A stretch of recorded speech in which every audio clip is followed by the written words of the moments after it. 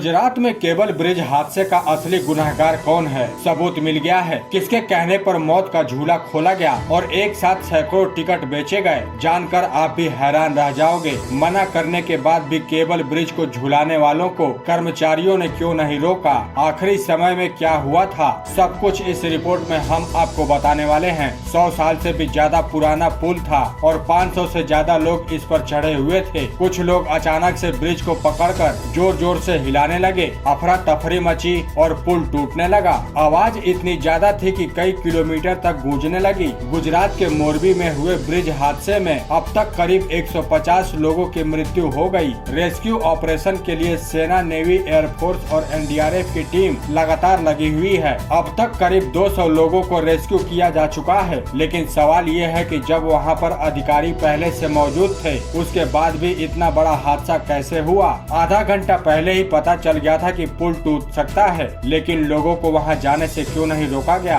गुजरात में जो केबल पुल टूटा है, इसकी उम्र करीब 100 साल बताई जा रही है। इसे ब्रिटिश काल के शासन के दौरान अंग्रेजों ने बनाया था। राजा महाराजाओं के समय का बना ये पुल उत्तराखंड के ऋषिकेश में स्थित राम झूला और लक्ष्मण झूला पुल की तरह ही झूलता हुआ बनाया गया था। पुल जर्जर हो चुका है। इसकी जानकारी गुजरात सरकार को भी थी और यही वजह है कि यहाँ जाने के लिए बैन कर दिया गया था। 2014 से पहले मोदी जब गुजरात के मुख्यमंत्री थे, उस दौरान भी पुल की हालत कुछ अच्छी नहीं थी, लेकिन सही देख रेख की वजह से कोई बड़ा हादसा नहीं हुआ। जिस वक्त गुजरात सरकार के अधिकारियों की मिली भगत से पुल पर लगातार भीड़ बढ़ रही थी, तब प्रधानमंत्री मोदी गुजरात पहुंच चुके थे। कुछ देर बाद ही खबर मिली कि केबल ब्रिज टूट गया और सैकड़ों लोग नदी में समा गए। हादसा क्यों हुआ, सबसे पहले इसकी वजह आपको बताते हैं। ब्रिज में पिछले 5 महीने से मरम्मत की जा रही थी, लेकिन बिना फिजिकल सर्टिफिकेट के बिना ही शुरू किया गया।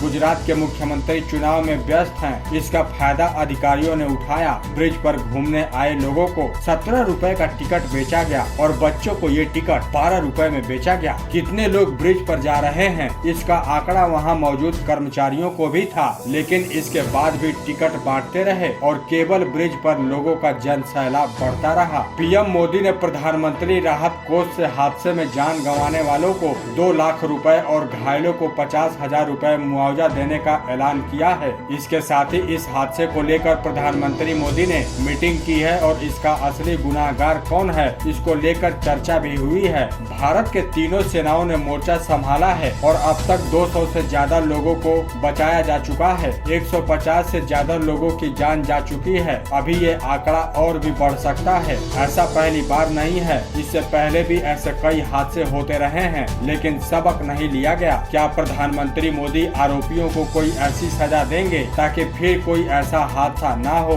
100 साल से ज्यादा पुराने ब्रिज को बिना फिटनेस सर्टिफिकेट के किसके आदेश पर शुरू किया गया, इसकी जांच होनी चाहिए। इतने जर्जर पुल में 500 से ज्यादा लोगों को टिकट देकर क्यों भेजा गया? किसी के पास इसका कोई जवाब नहीं है। हम और आप इसे हादसा समझकर भूल सकते हैं, लेकिन सच तो यही है कि इस हादसे को जानबूझकर अंजाम तक पहुंचाया गया और इसके गुनाहगारों को सजा भी मिलनी चाहिए। वैसे गुजरात में हुए केबल ब्रिज हादसे को लेकर आपका क्या कहना है? अपना जवाब हमें कमेंट बॉक्स में लिखकर हमें जरूर बताएं और साथ ही इस वीडियो को शेयर जरूर करें। धन्यवाद।